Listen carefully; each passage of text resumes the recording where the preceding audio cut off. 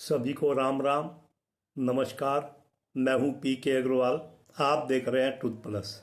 साथियों, आज फिर से वक्फ संशोधन बिल पर चर्चा करेंगे जो अब राज्यसभा में पास हो गया है। आप जानते हैं कि लोकसभा में ये एक दिन पहले पास हो गया था। 288 वोट इसके पक्ष में पड़े थे, संशोधन के पक्ष में, और 232 वोट विरोध में पड़े थे। राज्यसभा में भी 125 या 128 वोट पक्ष में पड़े हैं, 95 वोट विपक्ष में पड़े हैं। अब मेरा खास ध्यान जो था वो दो प्रावधानों पर था। एक जो वक्फ की धारा 40 है, जिसके अनुसार वो किसी भी संपत्ति पर अपना दावा ठोक सकता है, और दूसरा प्रावधान ये था कि उसके दावे ठोकने के कारण जो पीड़ित होता था उसे सामान्य न्यायालय में जाने का अधिकार नहीं था, वो केवल वक्फ ट्रिब्यूनल में ही जा सकता था। इन दो पर मेरा फोकस था। तीसरा एक प्रावधान जो इस कानून में डाला गया है, वक्फ का कैग द्वारा ऑडिट, जो पहले नहीं था। तो मैं इन्हीं मुद्दों पर चर्चा करूंगा। बाकी वक्फ का धार्मिक मैनेजमेंट क्या है, सरकारी मैनेजमेंट क्या है, ये इन विषयों पर मैं बात नहीं करूंगा। ये चर्चा चलती रहेगी। कानून बनते भी हैं, बदलते भी रहते हैं। तो खैर, मैं इसी पर फोकस करूंगा। तो जैसे मैंने कल आपको बताया था लोकसभा के बारे में, लगभग वही दृश्य राज्यसभा में लगा। मुझे लगा विपक्ष की सांसद या तो उन्हें 2013 का बिल का ज्ञान नहीं है, या वो गुमराह कर रहे थे। जैसे विपक्षी प्रवक्ता जो भी थे, वो इस स्वीकार करने को तैयार नहीं थे कि वक्फ को असीमित दावों का अधिकार कोई है। वो कहते ऐसा कोई अधिकार नहीं है।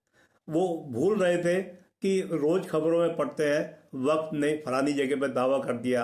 तमिलनाडु में आप जानते हैं एक गांव पर दावा ठोक दिया जिसमें 1500 साल पुराना मंदिर था।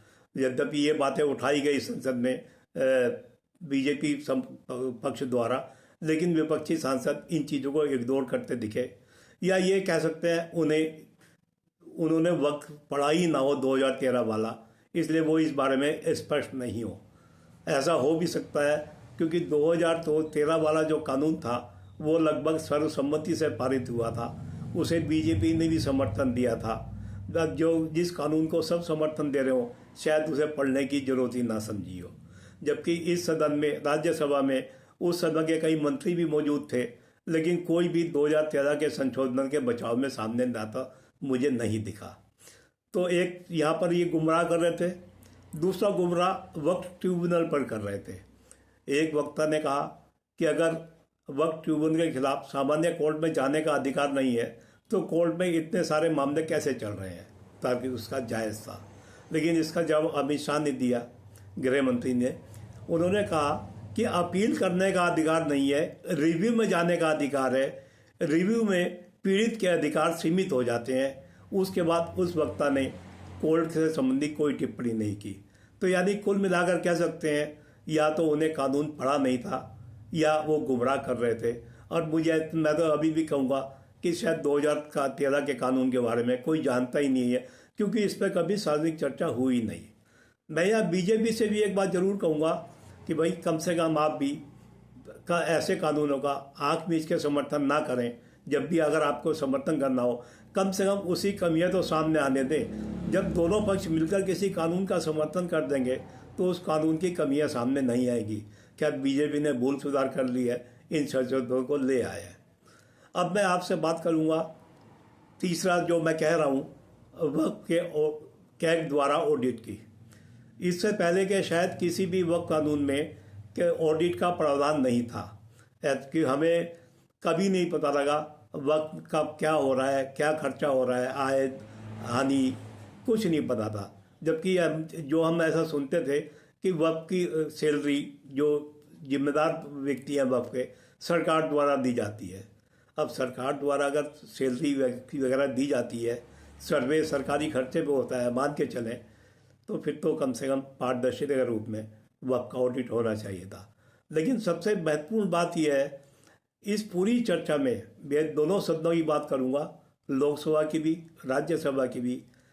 कैग द्वारा ऑडिट का किसी ने मुद्दा नहीं उठाया, किसी ने विरोध नहीं किया।